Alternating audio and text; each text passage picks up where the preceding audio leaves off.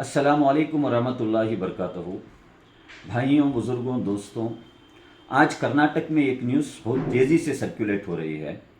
2022 में बीजेपी की हुकूमत के दरमियान जो एजुकेशनल इंस्टीट्यूशन में हिजाब के ऊपर पाबंदी लगाने का जो सर्कुलर जारी किया गया था, 3 साल बाद कांग्रेस हुकूमत अब वो सर्कुलर को विड्रॉ करके है।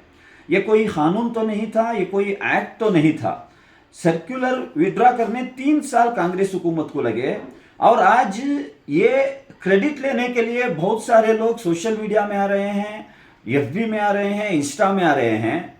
खुशी मनाओ, ये जो डिसीजन है उसको हम भी इस्तकबाल करते हैं, क्योंकि अव्वल दिन से ही social democratic party of India ये जो पाबंदी लगाने का सर्कुलर जारी किया गया था ये अनकॉन्स्टिट्यूशनल है और फंडामेंटल राइट्स के ऊपर अटैक है बोलकर हमने इसके खिलाफ आवाज उठाते ही आया है।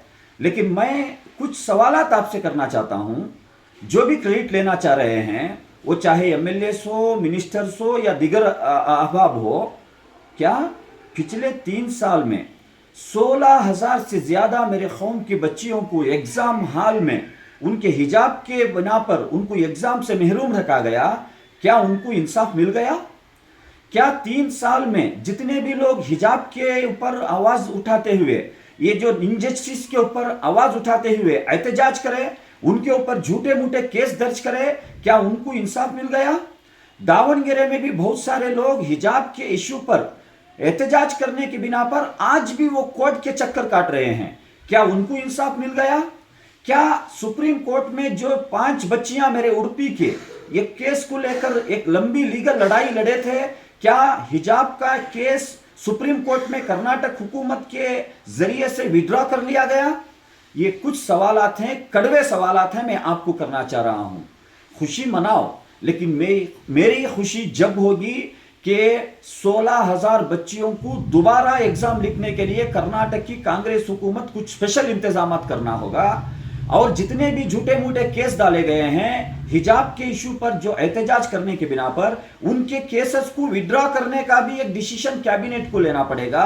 और आइंदा आने वाले दिनों में ये जो हुकूमत विड्रॉ करने का डिसीजन लिए है, बीजेपी के आईटी सेल के डर के बिना पर हम यू टर्न नहीं मारेंगे, ये एक भरोसा भी देना पड़ेगा। उसके बाद आप खुशियां मनाओ, उसके बाद आप credit low. Social democratic party of India जब हिजाब का इश्यू उठा था, बहुत सारे लोग बोले इसके पीछे social democratic party of India का हाथ है, लेकिन हमने उसी दिन बोला था हम इसके पीछे नहीं, हम इसके आगे भी हैं।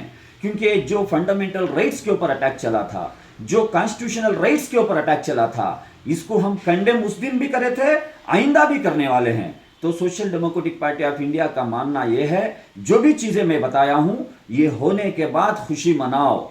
उससे पहले झूठे को खुशी में आप मशगूल रहेंगे तो मेरे बच्चियों का फ्यूचर आज भी खतरे में है। तो ये कुछ कड़वे बातें थे, कड़वा सच था। इस वीडियो के जरिए से मैं आपके सामने रखना चाह रहा हूं। हुकूमत को इसके बारे में गौर व फिक्र करना है, और जो भी लोग क्रेडिट लेने की कोशिश कर रहे हैं इसके बारे में आवाज आपको उठाना है। शुक्रिया, अस्सलाम वालेकुम।